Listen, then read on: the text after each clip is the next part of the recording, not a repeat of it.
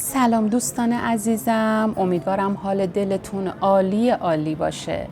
امشب در تاریخ 22 تیر ماه 1403 اومدیم به میدان آزادی واقع در شهر کرمان که در جنوب کشور ایران قرار داره و میخوایم یکی از مکانهایی که دختران و پسران جوان این شهر برای خرید کردن و تفریحات شبانه تابستانه خودشون با همدیگه انتخاب میکنن و بهتون نشون بدیم. ابتدا به یکی از معروفترین مغازه ها میریم که سیب زمینی سرخ کرده رو در حجم زیاد و با کیفیت خیلی خوب و تنوع در اختیار مشتریان قرار میدن. این مغازه ابتدای جاده تهران قرار داره، همینطوری که میبینید دقیقاً بعد از بانک مهر ایران به نام سیب میب هست. مشتریان میتونن سفارش خودشون رو ثبت کنن، هم میتونن در فضای بیرون به یعنی قسمت پیاده رو بشینن و هم اینکه در داخل فضا برای نشستن هست. دقیقاً همین مغازه است. وارد اون مغازه میشیم.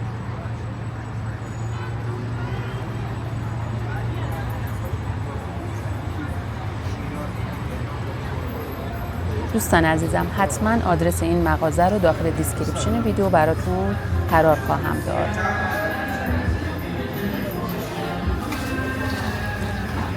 انواع سس رو میبینید، سس مایونز، سس پیتا، سس اورجینال که به مقدار زیاد در اختیار مشتریان هست.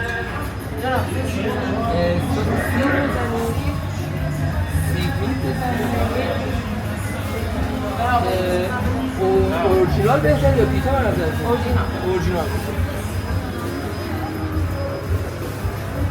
آنیوال چیه؟ ماینز با طعم یه دم کچاپ بده. از این مخصوص چیا داره بزنید؟ عزیزم، بعد از این مکان قرار هست یک کافه دنج رو در گوشه یک کتاب فروشی ابتدای بلوار جمهوری بهتون نشون بدیم. از میدان آزادی وارد بلوار جمهوری که شدید، همون ابتدا سمت راست کتاب فروشی کتابشهر رو میبینید. وارد اون که شدین سمت راست این کتاب فروشی یک کافه بسیار دنج و زیبا وجود داره با رنگامیزی خیلی قشنگ و خلوت که خودم همیشه برای تمرکز روی کارهام به این مکان میام و بعد از سفارش قهوه مورد علاقه خودم یک ساعتی رو اینجا میگذرونم و باعث افتخارم هست که بهتون بگم در این کتاب فروشی کتابی رو که 2 سال پیش نوشتم به فروش میره و خدا رو شکر استقبال خیلی خوبی ازش شده. حتما جلوتر بهتون نشون خواهم داد و اگر شما هم طرفدار شکرگزاری هستین و دوست دارین که هر روز ذهنتون رو عادت بدین که فقط داشته های شما رو به شما یادآوری بکنه نه نداشته ها رو، پیشنهاد میکنم حتما این کتاب رو تهیه کنید که جای خالی برای انجام تمرینات هم وجود داره. من بیشتر از این صحبت نمی کنم دوستان عزیزم. پیشنهاد می کنم مثل همیشه تا انتهای ویدیو با ما همراه باشید. آدرس کتاب فروشی و مغازه سیب زمینی سرخ کرده رو حتما داخل دیسکریپشن همین ویدیو براتون خواهم گذاشت. دوستان عزیزم، ممنون میشم برای حمایت از ما. حتما ویدیو رو همین حالا لایک کنید و اگر دوست داشتین کانال ما رو هم سابسکرایب کنید.